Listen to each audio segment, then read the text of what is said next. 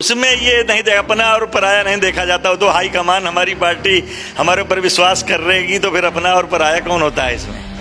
चुनाव लड़ेंगे फिर आप? एकदम 100% मूड बना चुके हैं? पक्का लड़ना है, भाजपा से लड़ना है निर्दलीय, और वैसा चुनाव नहीं लड़ना है कभी, किसी और पार्टी से नहीं लड़ना है? ना ना ना। आपने गौरीगंज और तिलोई में गौरीगंज को ही क्यों चुना? तिलोई भी सामान्य सीट है, वहां से भी आप दावेदारी कर सकते थे, लेकिन आपने गौरीगंज को क्यों चुना? हिंदुओं के लिए लड़ाई लड़ता रहता हूँ और हिंदुओं के लिए काम करता हूँ, इसलिए हम उसमें चुनाव जाए।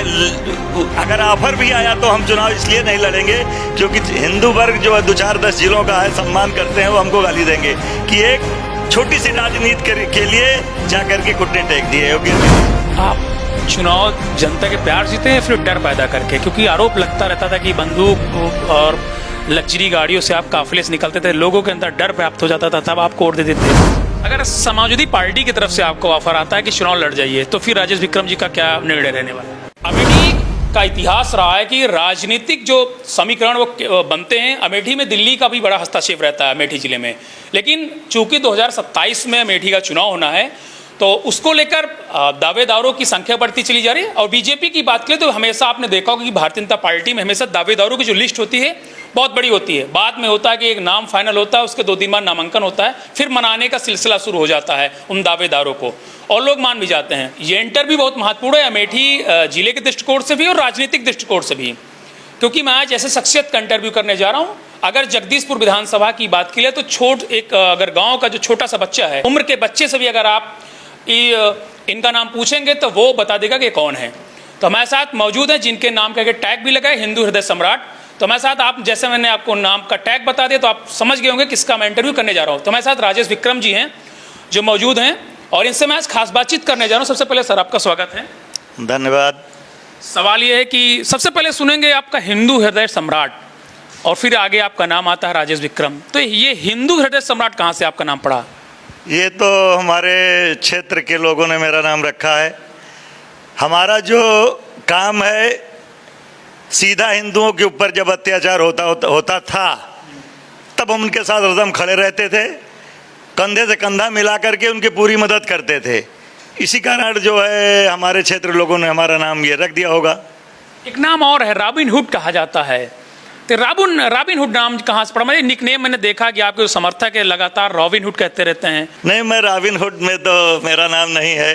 मैं तो एक सामान्य आदमी हूँ, एक गांव का, जो अपने क्षेत्र के लिए, अपने ज़िले के लिए जो ऐसी कुछ काम होते हैं उसमें तत्पर होकर के उनके अपने साथियों का, अपने हिंदू भाइयों का खुला समर्थन करता हूँ। इसीलिए ये क्षेत्र के लोग वैसे भी प्यार करते हैं तो चर्चा का विषय बन जाता है। आपका राजनीतिक जो जीवन रहा, राजनीतिक जीवन में बड़ा उतार चढ़ाव रहा है, वो भी दौर आपने देखे, आपको जेल भी जाना पड़ा, कई ऐसे मामले थे जो चर्चा का विषय बने रहे। लेकिन मैं बात कर रहा हूँ कि कौन सा ऐसा समय था जिस समय आपको ये लगा कि मन से भी आप परेशान थे, तकलीफ में थे, वो दौर कैसा था? ये 2000 की बात है। उस समय हम लोग जगदीशपुर आते जाते थे। यहाँ इतना अत्याचार होता था लोगों के साथ, बहन बेटियों के साथ, तो आप आपस में हम लोग बैठ करके ये सोचते थे कि इस अत्याचार का अंत कौन करेगा। उसी में तय हुआ और धीरे धीरे ऊपर वाले की सिर्फ कृपा थी कि जो ये श्रेय हमको मिला और उसको हमने पूरी तरह से अपने क्षेत्र लोगों के साथ निभाया। वही कारण है कि जो आज हमारे क्षेत्र में कहीं भागवत, कहीं गीता, कहीं कथा, हमारे 2000 की बात है, नादी बदलगाड़ गांव था, रामायण नहीं होने देते, हम नहीं होने दिया। हम लोग 30-40 लोग जा करके पूरी रात बैठ के रामायण कराया हूँ। कौन लोग थे ये? मुस्लिम थे, वहाँ के मुस्लिम प्रधान था, वहाँ का जाबिर नाम था, और उसके पूरे गांव के लोग थे। मुस्लिमों से माइक जबरदस्ती बंद करा देते थे, नहीं जलाने देते थे। राजेश विक्रम जी के अंदर मुस्लिमों के प्रति इतनी नाराजगी क्यों बढ़ गई? सब यही अत्याचार का कारण था कि क्या आप पूजा कर सकते हो, आपका अधिकार है, माइक बजा सकते हो, हमारे अगर रामायण या कथा में माइक बजे तो बंद किया जाए, ये कहाँ का न्याय था? इसी अत्याचार को खत्म करने के लिए? हाँ, इसी अत्याचार, वो दिल में लग गई बात कि क्या हम लोग अपने यहाँ पूजा भी नहीं कर सकते हैं, इतना अत्याचार हम लोगों के साथ क्यों? तो इसलिए खड़ा होना पड़ा हमको खुल के आके सामने। 25 साल में क्या बदला? 2000 की बात आपने शुरू किया, 2025 है, अब सब लोग अमन चैन में हैं, पूरा क्षेत्र। राजनीतिक सवाल आपसे कर लेते हैं। आप गौरीगंज से चुनाव लड़ने जा रहे हैं, आपने कहा इससे पहले आप लगे भी थे चर्चा का विषय आपने नहीं बनाया, लेकिन अंदर से आप लगे थे कि आप गौरीगंज से चुनाव लड़ें, ये आपकी आंतरिक इच्छा है। बीजेपी से आप टिकट मांग रहे हैं। अब आप सोचिए कि मौजूदा समय में राकेश सिंह वहाँ से विधायक हैं, उनको समाजवादी पार्टी ने निकाल दिया, बागी भी हो गए, और संभवतः लोगों को लग रहा है कि शायद बीजेपी उनको टिकट दे दे। राकेश सिंह को डिफीट करना राजेश विक्रम के लिए कितना बड़ा चैलेंज है? हमारा काम है, हम 20 साल से भाजपा में जुड़े हुए हैं और हिंदुओं के लिए बराबर काम करते रहते हैं। इसलिए हमारा टारगेट सिर्फ एक है कि भाजपा से टिकट लेना, दावेदारी करना। अगर हमको टिकट मिलता है, आलाकमान हमको टिकट देता है, मजबूती के साथ चुनाव लड़ेंगे। इतना हमें विश्वास है कि पूर्ण रूप से हम गौरीगंज से जीत के चुनाव आएंगे। टफ नहीं होने वाला, क्योंकि मौजूदा समय में वहाँ के जो विधायक है उनका भी एक जलजला है, जलवा है, आपकी तरह बाहुबली हैं। जलजला जलवा से चुनाव नहीं होता, चुनाव प्यार से होता है। हमें विश्वास है कि अगर भाजपा हमारे ऊपर विश्वास करे, 100% भारी मतों से हम जीत के चुनाव से आएंगे, सिर्फ प्यार के बल पे, गुंडा और आतंक के बल पे नहीं। भाजपा कैसे विश्वास करेगी आप पर? आप पर तो तमाम आरोप लगे हैं। आपको ये भी बताएगा कि बेदाग छवि जो पहले थी अब नहीं रह गई है, तो कैसे विश्वास करेगी? भाजपा विश्वास इसलिए करेगी कि हमारे ऊपर जितने भी मुकदमे थे, मुस्लिमों के सपा सरकारों में लगे हैं, मुस्लिमों के दबाव में लगे हैं, जो उनका अत्याचार था, आज मैं सब में एक एक करके सब में बरी होता जा रहा हूं। तो इसका मतलब मैं निर्दोष था, इसीलिए तो बरी हो रहा हूं। अगर निर्दोष ना होता तो आज मैं जेल में होता। निर्दोष थे आप? बिल्कुल निर्दोष, 100% जबरदस्ती हर मामले में मेरा नाम घसीट के जबरदस्ती फंसाया ही गया है कि इनको भेजो जेल, तो यहाँ जो है अपना राजस्व हम कायम करें। जो अत्याचारी लोग थे वो यही चाहते थे कि जेल रहेंगे तो हम यहाँ पूरा अपना साम्राज्य कायम किए रहेंगे, लेकिन ऊपर वाले की कृपा है, मैं निर्दोष था, सत्य पे लड़ा, जीत हमारी हुई। जगदीशपुर से आप गौरीगंज का रुख कर रहे हैं, विधायकी का चुनाव लड़ रहे हैं, मकसद क्या है इसके पीछे का? मकसद है, राजनीति में अब 20 साल से हूँ, जनता की सेवा कर रहा हूँ। गौरीगंज बराबर आना जाना हमारा बराबर लगा रहता है, लोग बहुत प्यार करते हैं, बहुत हमेशा कहते हैं। हम तो कई बार टिकट भी हमने मांगा गौरीगंज से, संजोग था भाजपा से नहीं मिला, फिर मांगेंगे, मिलेगा तो मजबूती से चुनाव लड़ेंगे, नहीं मिलेगा तो भाजपा के साथ खड़े रहेंगे। अगर समाजवादी पार्टी की तरफ से आपको ऑफर आता है कि चुनाव लड़ जाइए, तो फिर राजेश विक्रम जी का क्या निर्णय रहने वाला है? नहीं, मैं समाजवादी और बसपा से मैं चुनाव नहीं लड़ सकता, क्योंकि सबको पता है कि मैं 90% का 100% हिंदुओं के लिए लड़ाई लड़ता रहता हूं और हिंदुओं के लिए काम करता हूं। इसलिए हम उसमें चुनाव जाए, अगर ऑफर भी आया तो हम चुनाव इसलिए नहीं लड़ेंगे क्योंकि हिंदू वर्ग जो है 2-4-10 जिलों का है, सम्मान करते हैं, वो हमको गाली देंगे कि एक छोटी सी राजनीति के लिए जा करके घुटने टेक दिए और गिर गए। सपा से चुनाव कभी नहीं लड़ेंगे? ना, कभी नहीं लड़ेंगे। ऑफर भी आया होगा आपको? ऑफर आया, लेकिन कभी मैं जा नहीं सकता मिलने किसी से। मिलेंगे नहीं? ना ना, केवल हिंदू नाराज न हो जाए इसलिए? बस हम हिंदुओं के साथ खड़े हैं, हमको प्यार वो दिए हैं तो हम उनके साथ 100% खड़े हैं। समाजवादी पार्टी में तो हिंदू वोटर जुड़े हुए हैं। हाँ, समाजवादी में हिंदू वोटर हैं, लेकिन वहाँ तुष्टिकरण होता है, यही सबसे बड़ा कारण है कि जो 5 में और ये 12 में था समाजवादी का शासन, क्या तुष्टिकरण हम लोगों के साथ हुआ है, उसको भली बात मेरे अंतरात्मा में घुस गई है, इसलिए मैं उस पार्टी के साथ कभी नहीं जा सकता। आज वही पार्टी आपको ऑफर दे रही है चुनाव लड़ने के लिए? नहीं, लोग चाहते हैं कि कई लोग हमसे मिले कि आइए जो है चल के मिलवाता हूँ और चुनाव लड़िए। किससे मिलवाता हूँ? अरे अब बड़े नेताओं से, लखनऊ में मैं सपा के, मैं नाम नहीं लूंगा आगे का, लेकिन मैंने सीधे शब्दों में कहा कि मैं चुनाव सपा से लड़ ही नहीं सकता कभी, क्योंकि विधायक से ज़्यादा सम्मान हमको ऐसे हिंदू पूरे समाज में मिल रहा है, तो मैं ऐसे विधायक की क्या करूँगा जिसमें हमको गाली मिले। गौरीगंज की आपने बात कही है, तो गौरीगंज में बीजेपी ने हमेशा ब्राह्मण चेहरे पर फोकस किया है, पिछले अगर 2 बार से किया है। अगर कोई क्षत्रिय चेहरा आता है तो कितना आसान रहेगा बीजेपी के लिए चुनाव लड़ना?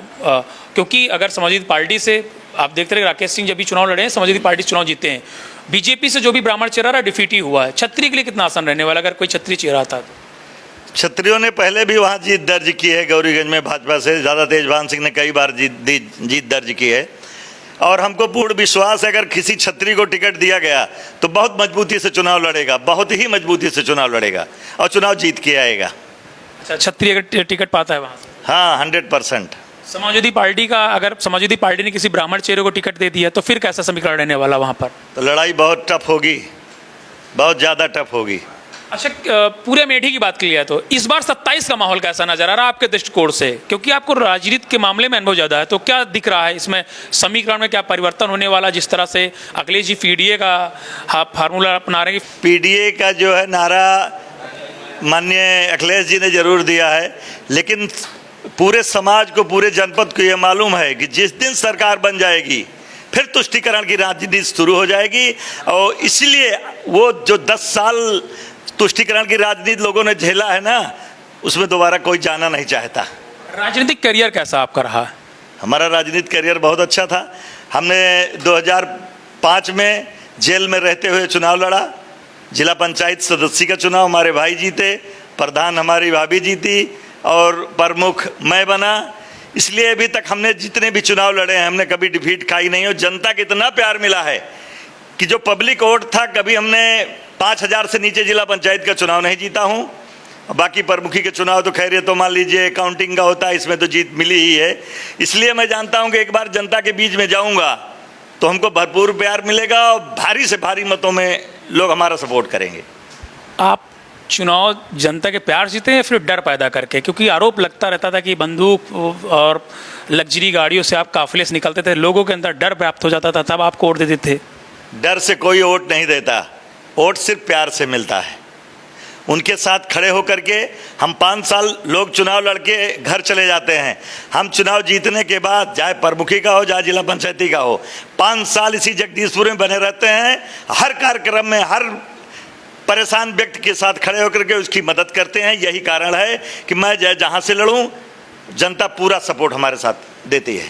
अमेठी में भी कौन सा ऐसा विकास नहीं हुआ आपकी नज़र में जो अमेठी के लिए अमेठी में होना चाहिए था? अमेठी में बहुत ऐसे मूलभूत सुविधाएं हैं जो नहीं मिली हैं। अब हम लोगों के बच्चे लखनऊ पढ़ने जाते हैं, क्यों? क्योंकि आज 20 साल पहले हमारे कांग्रेस की सरकार हुआ करती थी, एज ए प्रधानमंत्री अमेठी क्षेत्र हुआ करता था, VIP क्षेत्र। अगर आज हर ब्लॉकों में एक बढ़िया कॉन्वेंट स्कूल हमारे PM साहब बनवा गए होते तो हम लोग गांव छोड़ के शहर की तरफ ना भागते। हमारे बच्चे हर ब्लॉकों में, हर क्षेत्र के ब्लॉकों में जाकर के अपने बच्चों की अच्छी पढ़ाई, अच्छी शिक्षा दी जाती। आज ये हाल है। अब जो सुधार हुआ है 10 सालों में, अस्पताल तमाम बन गए, अच्छे स्कूल आ रहे हैं। यही 10 साल पहले क्यों नहीं थे? क्यों कांग्रेस ने जो है हर ब्लॉकों में कॉन्वेंट स्कूलों का, सेंट्रल स्कूलों का, DPS स्कूलों का क्यों नहीं जाल बिछाया कि आज हमारे बच्चे लखनऊ ना जाते, हम यहीं रहते? जो आज हमारे गांव में 10,000 की खर्चा में बच्चे पढ़ते हैं, लखनऊ जाके 2 लाख खर्चे में पढ़ रहे हैं। तो मेरे क्षेत्र का और हम लोगों का पैसा ही तो बर्बाद हो रहा है। मौजूदा सांसद कांग्रेस के ही हैं। तमाम तरीके के आप आरोप लगा रहे थे कि जो पहले सांसद यहाँ हुआ करते कुछ नहीं किया, लेकिन कांग्रेस के सरकार में जो कुछ हुआ वही अभी अभी अमेठी में चल रहा है। दीदी ने जो काम करके, स्मृति ईरानी, हमारी दीदी स्मृति ईरानी जी ने, सांसद जी ने जो काम करके गई हैं और जो काम आज आ रहे हैं, सब उन्हीं की देन है। उन्हीं के पास कराए हुए काम आज जितने भी अमेठी में चल रहे हैं सिर्फ उन्हीं के चल रहे हैं। चाहे नदियों में पुल बनना, अंडरपास बनना, रेलवे का बाईपास बनना, गौरी मुसाफिर खाना से लेकर के प्रतापगढ़ हाईवे बनना, जगदीशपुर से गौरीगंज हाईवे बनना, 4 लेन होना, ये सब उन्हीं की देन है। आज 4 दिन में नहीं पास हुआ है, ये 2 साल पहले के ही पास हुए सब प्रपोजल हैं जो आज रोड पे दिखाई पड़ने लगे हैं। अब आज क्षेत्र की जनता को उनकी याद आती है कि वो करके क्या गई हैं। उस समय लगता था कि कोई काम नहीं रहा हो, लेकिन वो काम आज दिखाई पड़ रहे हैं हमारे पूरे अमेठी जनपद में। सवाल यह है कि इस सीट आपने गौरीगंज और तिलोई में गौरीगंज को ही क्यों चुना? तिलोई भी सामान्य सीट है, वहाँ से भी आप दावेदारी कर सकते थे, लेकिन आपने गौरीगंज को क्यों चुना? क्योंकि गौरीगंज हमारा बचपन से आना जाना बराबर रहता है, तिलोई हम बहुत कम गए हैं, इसलिए मेरा टारगेट गौरीगंज रहता है। और हमारे गांव से बगल ही गौरीगंज का विधानसभा शुरू हो जाता है, इसलिए गौरीगंज में जान पहचान ज़्यादा मजबूत है, इसलिए टारगेट गौरीगंज बनाया। तिलोई में जान पहचान ज़्यादा नहीं? नहीं, उधर ज़्यादा जाते नहीं हैं तो उधर ज़्यादा पहचान है नहीं। नाम से तो आपके नाम से तो लोग सब जानते हैं, लेकिन अब हमारे मन में हमेशा गौरीगंज का ही ख्याल आया। तिलोई के लिए तो आज आप पूछ रहे हैं तो हमने कभी सोचा ही नहीं था। तिलोई चुनाव लड़ेंगे जी, ऑफर आ जाता है तो? अब ऑफर आ जाएगा तो फिर कहीं से भी हम लड़ सकते हैं। तिलोई से ही ऑफर आ जाएगा? कहीं से आ जाएगा तो फिर कहीं से लड़ सकते हैं। अगर भाजपा वालों ने कहीं से भी टिकट दे दिया तो उसमें शंका ही नहीं है कि हम पीछे हटेंगे। अपने अगर नाराज हो जाएंगे उस दौरान? उसमें ये नहीं देखा, अपना और पराया नहीं देखा जाता। वो तो हाई कमान हमारी पार्टी हमारे ऊपर विश्वास कर रहेगी, तो फिर अपना और पराया कौन होता है इसमें। चुनाव लड़ेंगे फिर आप? एकदम 100% मूड बना चुके हैं? पक्का लड़ना है? लड़ना है, भाजपा से लड़ना है, निर्दलीय, और वैसा चुनाव नहीं लड़ना है कभी। किसी और पार्टी से नहीं लड़ना है? ना ना ना, मतलब ये लग रहा है कि इस बार भाजपा चुनाव लड़ना है? पूरा एकदम 100%। जिस दिन अप्लाई होगी मैं भी अप्लाई करूंगा, और टिकट भाजपा ने दिया तो फिर मजबूती से चुनाव लड़ूंगा। जनता के बीच में जा रहे हैं कि नहीं अभी आप? बिल्कुल जाता हूँ गौरी घूमने, गांव में मुसाफिर खाना, जामू, गौरी हर जगह निमंत्रण में बराबर आना जाना लगा रहता है हमारा भी। चलिए, बहुत बहुत धन्यवाद। तो ये हमारे साथ हिंदू हृदय सम्राट राजेश विक्रम जी थे, जिनसे हमने खास बातचीत की। साफ तौर पर इनका कहना है कि इस बार इन्होंने मन बना लिया है कि इस बार तो चुनाव लड़ेंगे ही लड़ेंगे, क्योंकि हमेशा कहा कि राजनीतिक जो इनका करियर है उतार चढ़ाव रहा है, लेकिन इस बार जगदीशपुर में तो बहुत सा विकास कार्य इनके द्वारा किए गए, लेकिन इनका अगला टारगेट है कि गौरीगंज में भी कुछ ऐसे काम किए जाएं जिनकी चर्चा प्रदेश तक होती रहे।